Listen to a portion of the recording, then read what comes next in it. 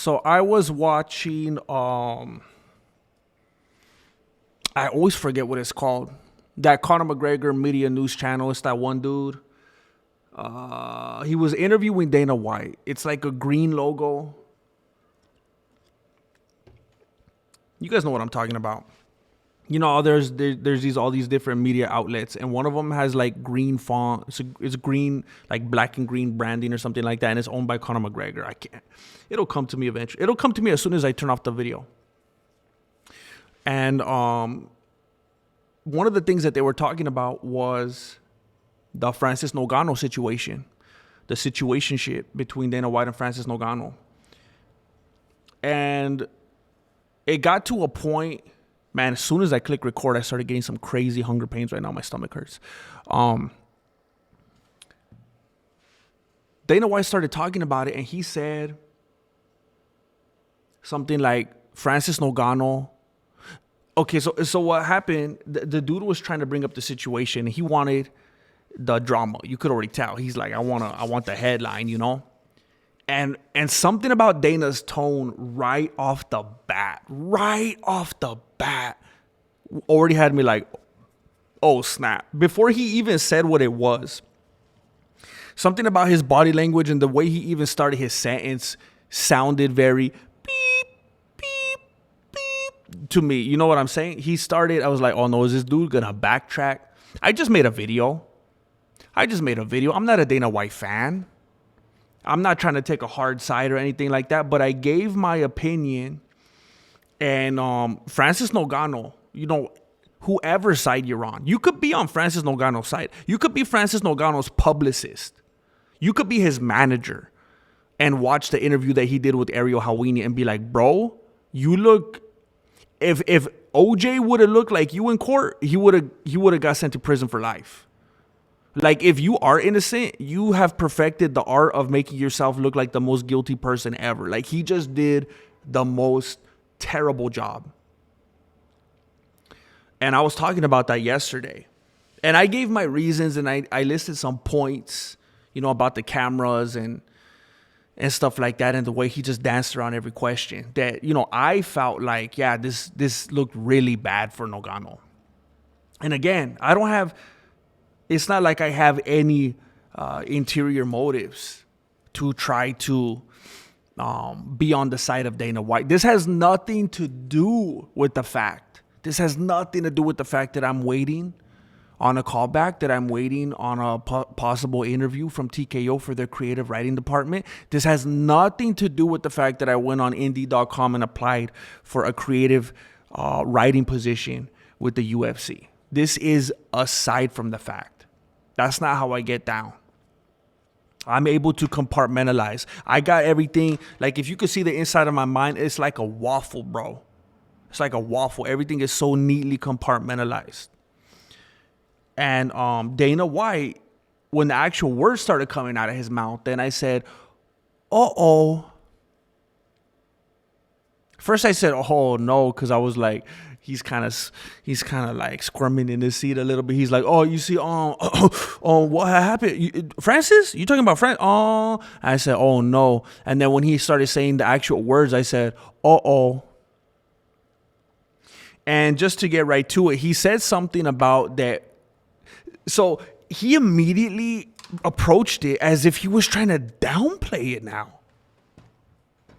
As if he was trying to make us feel like, oh, you heard what I said. You heard what I said on Flagrant. Oh, that's how you took it? No, okay. Let me clear it up for you dum-dums. Oh, that's what you got from that? It was very similar to the whole Aspinall thing. Like, what?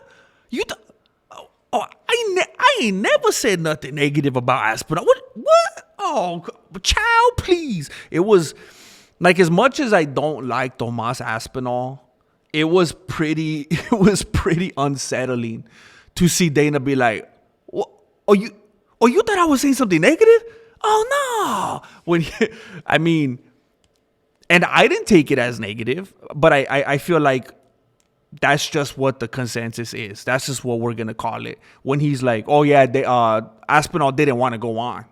He chose not to go on. I mean, it's not positive. But I look at it as more objective and truthful and factual than negative, but it's clearly not positive. And then he started, and Dana admitted it, that he hasn't even talked to Aspinall. And he's like, oh, well, people from the UFC are talking with them. Like, that's good enough, right? So Dana even admitted he hasn't been talking to Aspinall. He hasn't been talking with doctors. He hasn't got an official report or whatever. But he was still saying, like, yeah, he's fine. He's not hurt. You can see. No problem with coming out and acting like that. Just so that when someone could actually press him. Am I about to vomit on this membership video? I mean, that's taking paywall to the next level. I don't know what it is. I don't know if I got a nervous tick or what. Every single time, I was fine earlier. Every single time I sit down and start recording or streaming or whatever, I start hiccuping, I start burping, I'm about to vomit. I don't know what's going on. Y'all making me nervous. And then as soon as he got pressed on it, he's like, oh, you thought no, I don't even remember what I said. I have no idea. I didn't even know I was talking about Aspinall. I don't know what I said, but here's the thing about what I said. Anyway, he did the same thing with Nogano.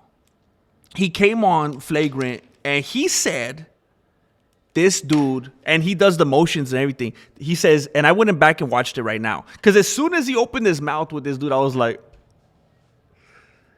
bro, I'm pretty sure this doesn't align with what you said last time. When he was on Flagrant, he said that Nogano grabbed his shirt. He and there's this motion, like, what it means when you go like this. That's like the bully or whatever. You're just, it's not even just like, you're turning it in. You're getting up in that thread, He grabbed him by the shirt, and that I think the way he worded it was he pushed him back. That he was pushing him back into his office. He's like, you ain't going anywhere.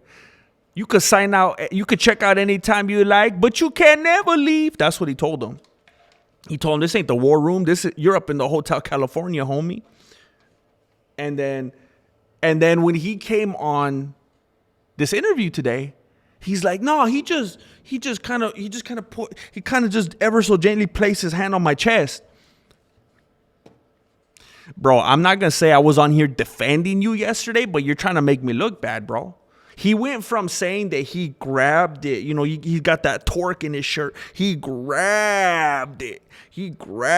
Pushed him back through that frame, trying to keep him in place, hostage style. Liam Neeson was about to come looking for Dana White. And today, he says, oh, okay, come on. It wasn't like this big old, and then Dana White, it's like, I'm telling you, I can't get off of this Mandela thing. It's like he was trying to make us believe that what he had said and did before never happened. He literally did this motion in the video with Flagrant. And today, when he was basically saying, it wasn't like he did this. And he didn't finish his sentence, but you could tell what he was saying. He said, it wasn't like he came in and it was like, bro, that's the motion that you did last time to say what he did do. And now you're saying, oh, it's not like he came in and got physical. But that's what you said, bro.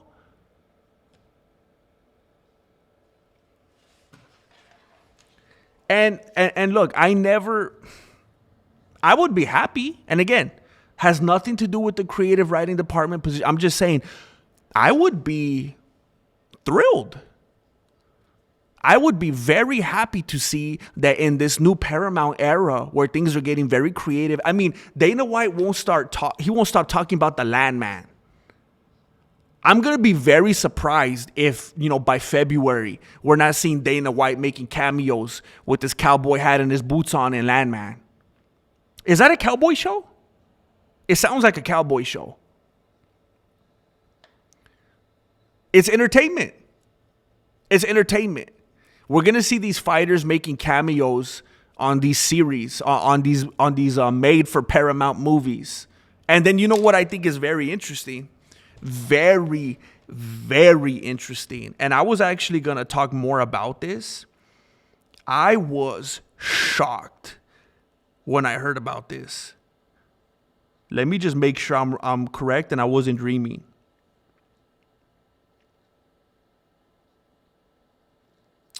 Um,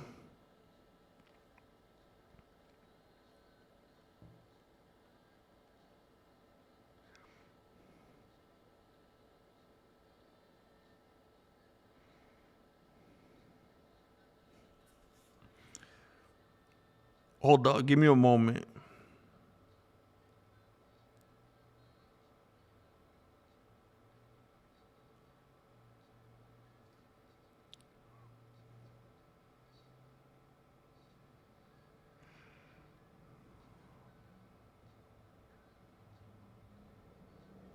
Man, I'm confused right now. I swear I heard some news that somebody's buying Paramount now. And I was like, dang, right when this happens with the UFC, someone's going to buy Paramount now. Now they're going to be like, it's like on Seinfeld when that dude bought his show and then he ended up missing because he fell in love with Elaine and he lost his mind.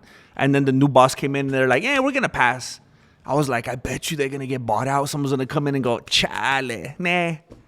And then UFC's going to end up on Rumble. But then I looked it up right now, and apparently it was Paramount that was trying to buy Warner Brothers. And now it looks like Netflix beat them out. And Netflix, I don't know, there was something going on that I was like, oh, man, it doesn't stop. Things don't stop moving around. It's going to end up real funky. You're going to end up seeing like one of these championship title events end up being at like a series finale of Landman or something like that. It's going to be such a crazy, creative, contaminated crossover that you're going to see championship fights within episodes of Paramount series. It's crazy.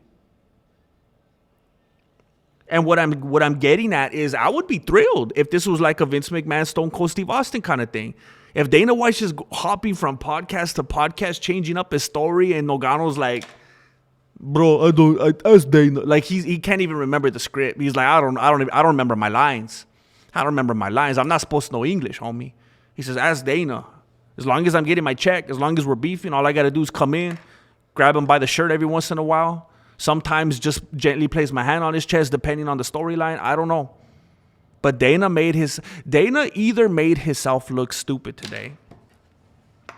He either turned it into this is probably most likely what happened, into a he said, and they're just both bad dudes. Or this is the first steps into the Vince McMahon, Stone Cold Steve Austin storyline with the Paramount merger. And Nogano's going to come back to the UFC. By the way, I told you guys this. I told you guys months ago when there's Aspinall, Jones, and Gain, and Pereira, and Nogano. I was like, he's going to want to come back. And it was like, no, he would never come back. I said, he's going to want to come back. This may be the first step in Francis Nogano coming back for a grudge match at the White House with Dana White.